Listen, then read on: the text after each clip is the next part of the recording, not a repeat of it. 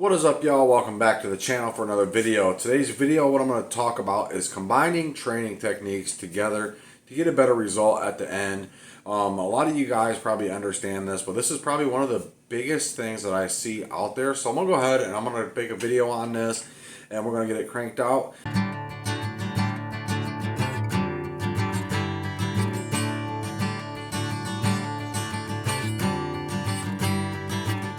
So I've been trying to make all these videos, and I've got a lot of videos about a lot of different things when it comes down to different aspects of training our coon dogs and getting coon dogs to do something that they typically are against doing, right? So this is the issues that arise when we train dogs, is some of them get this attitude about them to where they don't want to do it. They don't want to perform. They don't want to go ahead and do what you're asking of them. And this can be the biggest, most frustrating wall to knock down. And it is probably one of the biggest deterrents of people training their own hounds, is running into issues like this.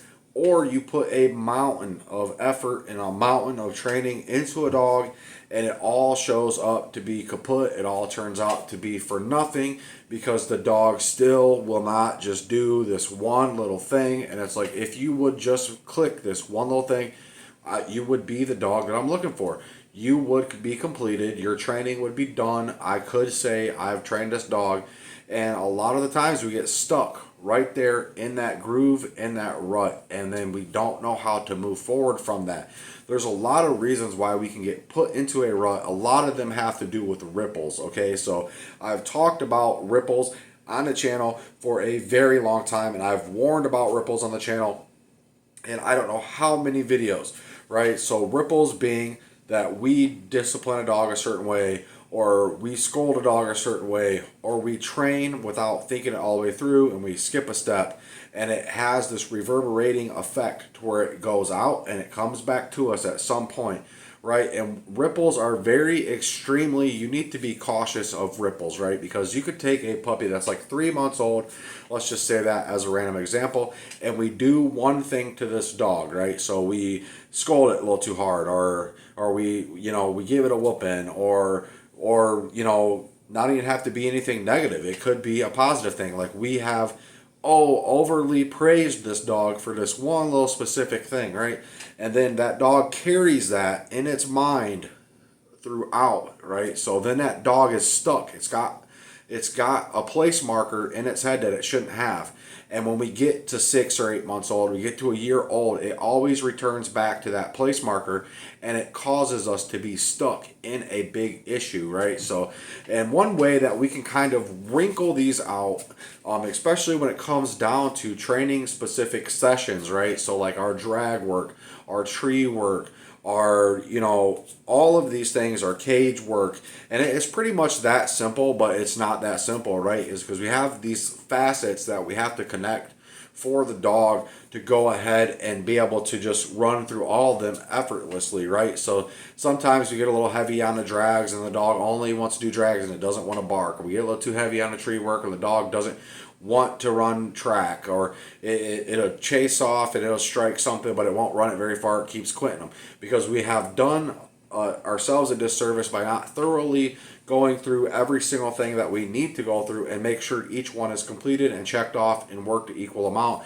in balance and all these things. So they're the ripples effect, right? So a bad thing or a too much of a good thing coming back to nip us in the butt, and then also skipping over glaringly obvious steps, right? So, and it's not so glaringly obvious to us at the moment, it's glaring obvious to us months down the road, a year down the road in the training of the dog. We go, man, that's why, right? So we will go out there and we'll work it through and get it done. So combining our training techniques into one session, right? So a lot of the times what will happen is we will, we'll go out, we'll get a coon, and then we'll run a drag for the dog, and we'll cut the dog off and then run the drag. And maybe that time he didn't bark so good. Maybe that time it wasn't such a long drag. Maybe that time he could see it. We're not really washing through the process the way that we should wash through the process, and we're haphazardly going through the process, right? Or we're just going and putting a dog on the tree and doing tree work and tree work and tree work and tree work and tree work, and he's still not coming up with a tree in the woods. And that is just kind of to do because we have hammered home the tree work so hard the dog doesn't know how to get there, right? So we have to balance this all out and combining these all into big chunks, right? So one thing that I really like to do, if I'm able, like, you have to plan and you have to be set up in order to go ahead and have your dog knock something like this out of the park. But as long as we have made our little steps, there's no reason why the dog can't make the big step, right? And that is, we want to run our drags with the cage, right? So we want to do drags and cage work together. That way we're getting like a double punch factor there. And when the dog is, let's say the dog doesn't do so hot on dead drags, right? It don't want to bark on dead drags. It don't want to bark on scent drags. It don't want to bark on dead coons. But it will bark on a cage.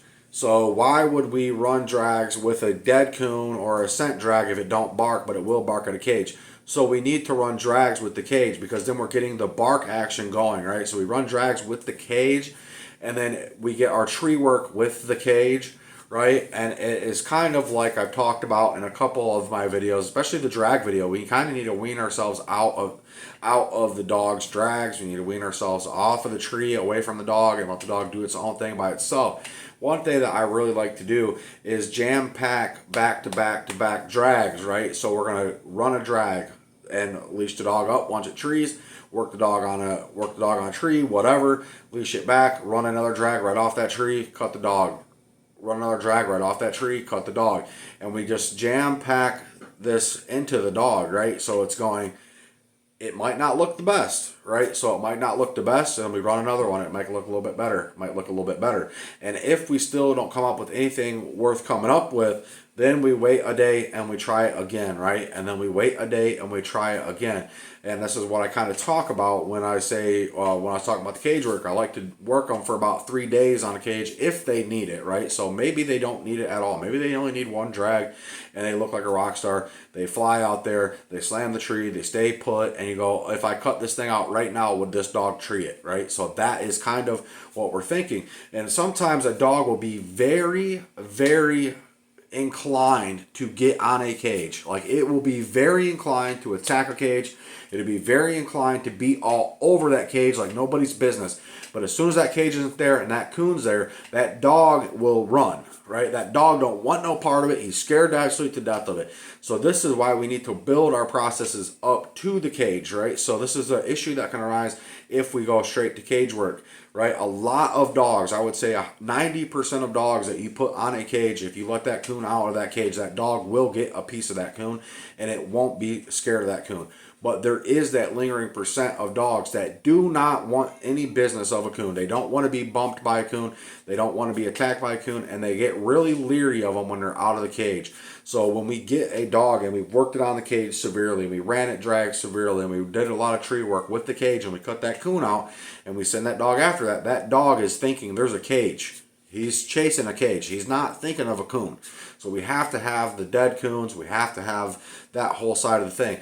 And a lot of times what will happen is dogs will have all the boisterousness that they need to go ahead and go out there and treat them an easy coon. They won't have any issues doing it. But then they'll get out there and they'll catch one on the ground, or they'll catch one that's real mean, or they'll catch one that don't want to push off of where it's at, and it wants to sit there and fight, and that dog just kind of goes, I'm not ready for this. And they will back off and they'll come back to you. They'll back off and they'll quit that track and go find something else. You just never know how the dog is going to actually react to bumping a coon on the ground. And that's why we need to do our due diligence through the puppy stages and through all them stages of life, that this dog will actually go ahead and put its mouth on a coon. Because if they won't put their mouth on a coon, then you can't expect them to fight one in the woods, right? They have to have a fear deletion, and they also need to have an aggression put there to where they will aggress on a coon. Because if we have a dog that only knows cage work and it bumps a coon in the ground, they won't know what to do with it. And that's kind of why I'm saying we need to combine our training together.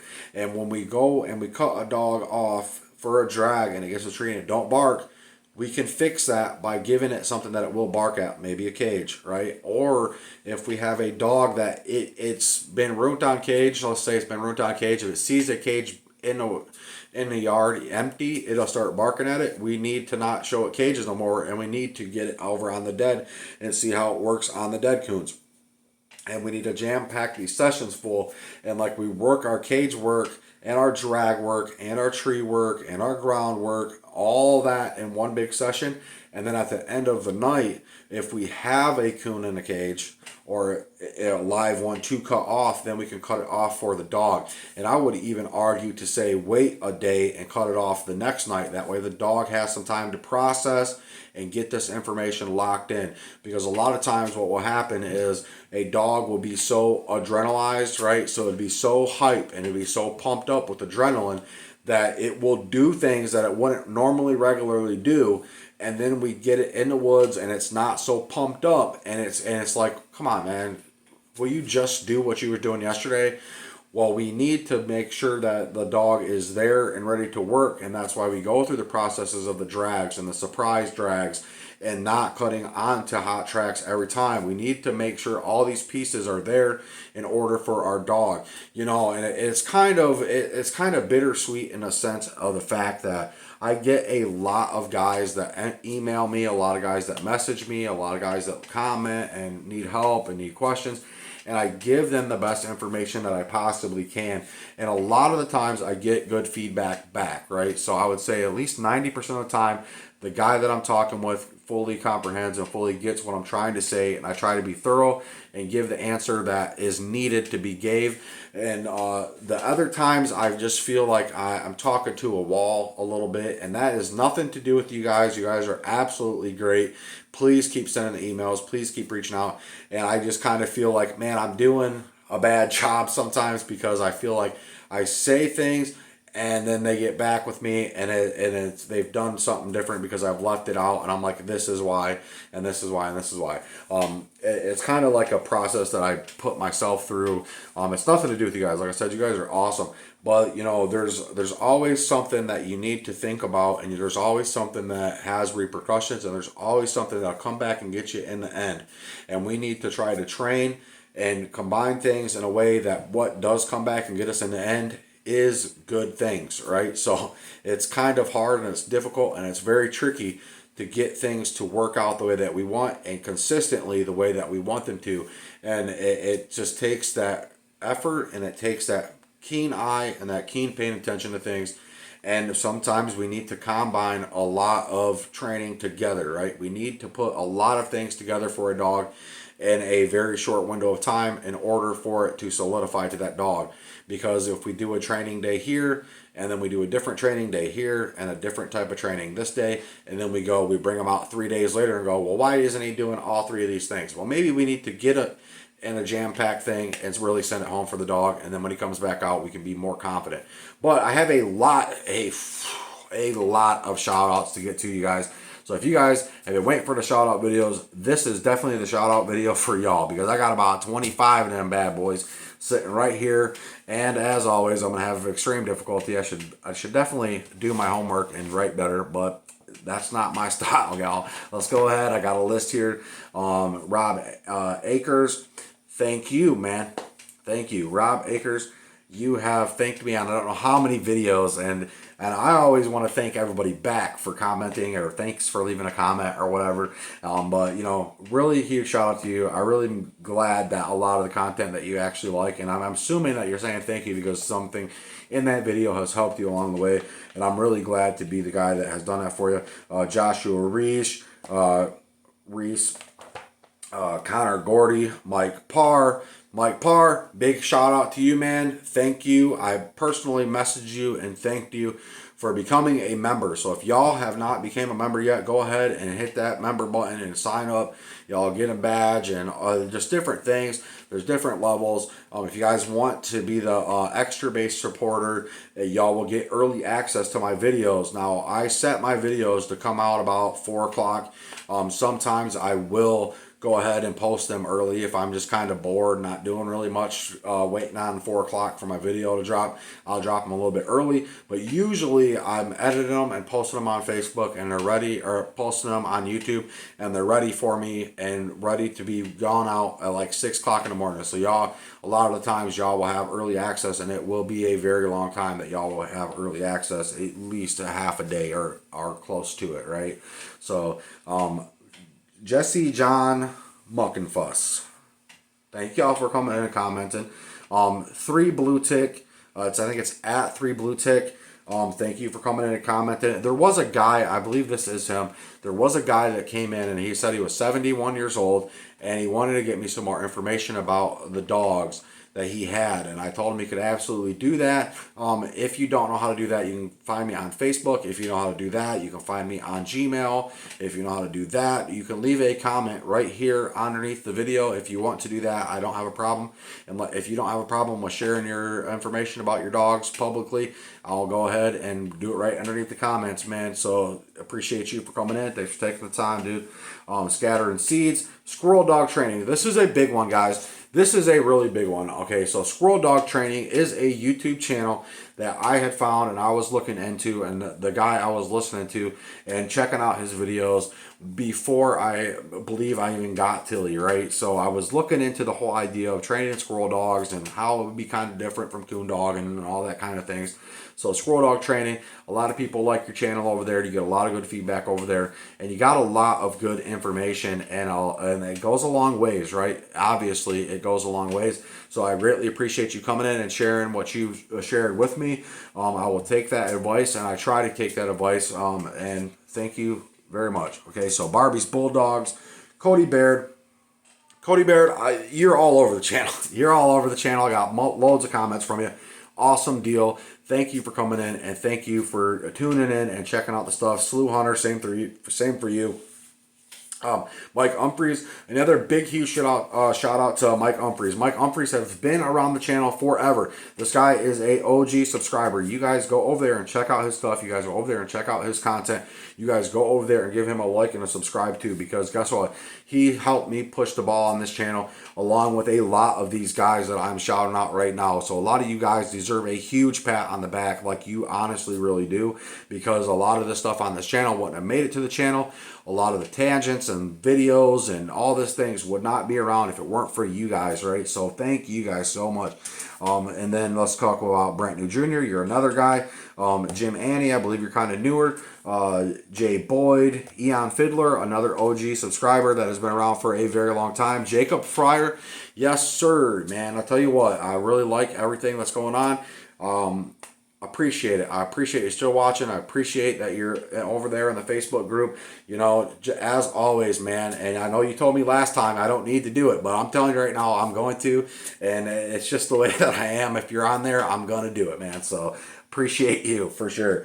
Okay, so Jerry Flippo, Ricky Holland, Jay Bishop, and Jeff Jackson. So I believe Jay Bishop has been around for a while, and so has Jeff Jackson. Jeff Jackson, how's Smoke doing, man? I'll tell you what, you were probably close to one of the first people that had reached out to me and let me know that, you know, like the videos were really helping you out. And I've had a lot of guys reach out, and even some you know, families or like younger people were reaching out too. And it's just like so awesome that there has been such this outreach of people coming back to the video saying, you know, thank you, you know, I really appreciate that. I know that you guys appreciate it, but I'm the one over here on this end of the video watching my views on my videos like, come on, let's go up a little bit more, you know. I got more subscribers, you know, so I'm that guy on this side of the table. And like I said, it was kind of like a whole accident that this channel even it started to exist, and it has, the ball has rolled and it has picked up so much steam, you guys, and I really appreciate y'all for all of that. So y'all definitely come in, share anything that you want to share, comment on anything you want to comment, share in the group as much as you want to share in the group, email me, do whatever that y'all want to do, because this channel only exists because of y'all, and this channel exists because I can't keep my big mouth shut and I got to sit down and talk all this stuff on the YouTube videos. So thanks for tuning in. If y'all just getting here, please get down there, hit a like and subscribe. As always, check out Dog and Hunt, dogtra.com, and Nook Shook Dog Food, promo code Melbrook5 at dogtra.com will get you a discount. Thanks for tuning in, y'all. Y'all keep them treed.